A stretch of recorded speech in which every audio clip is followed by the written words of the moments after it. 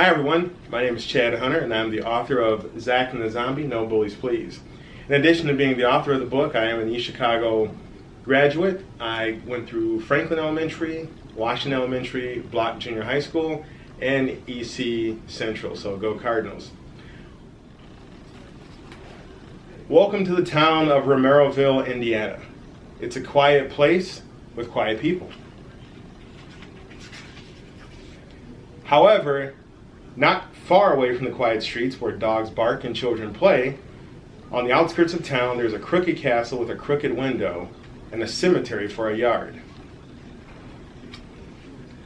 In a crooked window of this crooked castle is a madman, a mad scientist known as Dr. Macabre.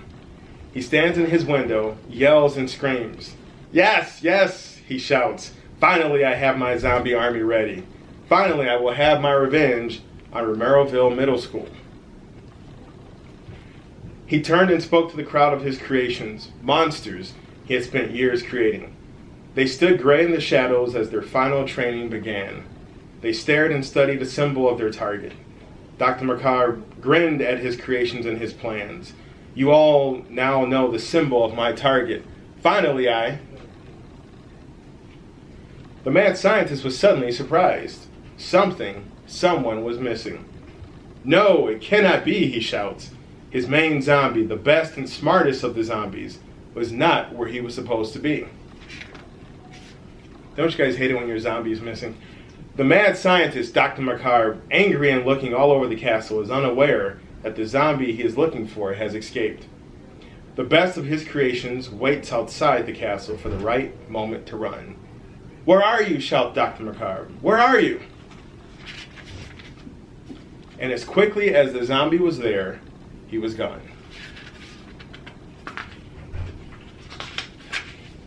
The next day was like any other blue sky day in Romeroville. Romeroville School was full of the town's children as they went about attending their classes and learning. It was a good school full of good students, except for a few. And they were mean, they were cruel, and sometimes they threatened other students. They were bullies. A new student was being bullied. He was from another country, from another city, and from another school. Romeroville's super bully, Frankie Big, made it very hard for students who were very different from him. Today was no different. Frankie would call other students names or make fun of them. Most days, no one would stand up to the bully, except today was different. "Leave him alone, Frankie," said Zach Graves. Zach was a good kid who treated everyone with respect and kindness. Zach liked everyone. The only people Zach did not like were bullies. "What are you going to do about it, Graves?" growled Frankie Big. "It's more like what I've already done," answered Zach with a smile. He was not going to try and fight Frankie. He had done something even smarter. "I told the nearest teacher. They are on their way over here now," Zach said. Frankie Big had been in enough trouble, and one more incident would get him kicked out of school. "You win this time, Graves," the bully said, "but there's always after school." Frankie Big let the new student alone. As Zach helped the student get to class, Graves thought about the bully's threat. And that's an important point. You know, a lot of times we talk about what you can do about bullies or when you see bullying or are bullied. And one of the best things you can do is to tell a trusted adult. Don't necessarily try and get into a physical confrontation, but tell somebody, tell a teacher, tell a guidance counselor, tell somebody who can do the right thing and take the necessary steps. As school ended, Zach Graves began walking home. He took a shortcut past the town playground, which was not far from the road leading to the spooky crooked castle. Zach heard footsteps behind him. He turned to see it was Frankie Big and the other bully from earlier. "You shouldn't have helped that kid," Frankie said. "I don't like bullies," replied Zach. He sounded brave, but he was scared. "So who's going to help you, huh, Zach?" Frankie Big and his fellow bullies surrounded Zach Graves. Just as Zach prepared for the worst, suddenly something popped up behind the mean boys.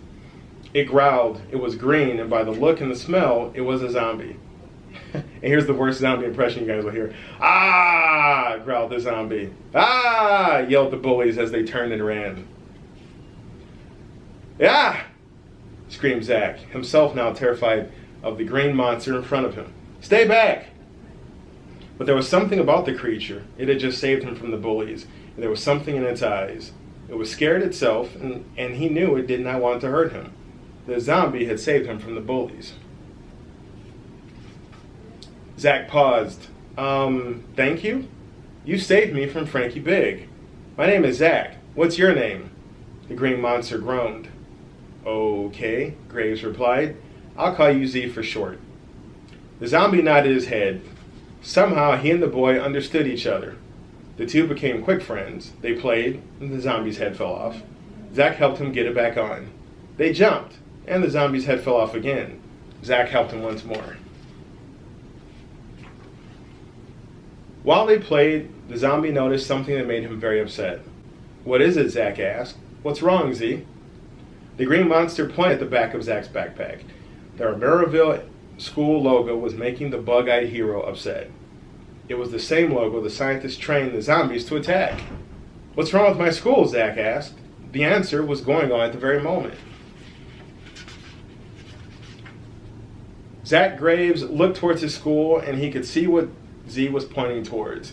Zombies were attacking the school. It's about time all the kids are in shock. "Run!"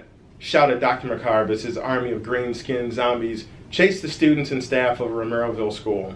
"Feel fear like you should," the mad scientist shouted. "Be scared like you should be." He continued saying mean things to the students, who ran afraid. He called them names and was not nice at all. His zombies did as he commanded, and they were all mean and terrible.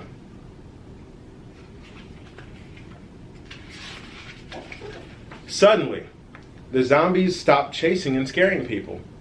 Dr. McCarb moved through his unmoving army to see what could have made them pause.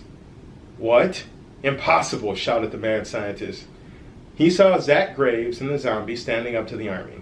He saw his missing zombie leader now standing up against him. "Stop this, whoever you are," Zach shouted. "You should be scared, boy," Dr. McCarb yelled. "This is not your problem." Zach answered the mad scientist the same way he answered Frankie Big. "I don't like bullies." Z just groaned and agreed. "Bullies? Bullies!" Dr. McCarb said, stopping his army's attack. "Did you call me a bully? You don't understand, boy. I was a student here when I was a boy." The doctor's eyes filled with tears. "I was made fun of, I was picked on, I was bullied. And I promised I would come back and scare people like I was scared when I was here." Zach's voice was calm. "But now you're here, being a bully." The mad scientist lowered his head. Oh my, what have I done?" The zombie army stood still while their creator thought about his actions. "Thank you, dear boy, for opening my eyes. I will change. I will take my army, my science, and do good. Come, my zombies, we have much to make up for." As the rest of his fellow green-skinned zombies began to leave, Z did not want to go. Zach looked at his newfound friend, and Z looked down at Zach. So what do you guys think? Do you think Z stays with Zach, or do you think he goes back with the scientist? Well, the not-so-mad scientist noticed the friendship between the two. "Stay, my great zombie," he says. "Stay and keep this good little boy safe. Do good. Be good." The zombie army and their scientist left. Zach Graves looked up with a giant smile at his green friend, and Z smiled a crooked zombie smile. The end. Thank you very much. I hope you enjoyed the book, and if you like more content, you can go to www.hunterchad.com/Zach.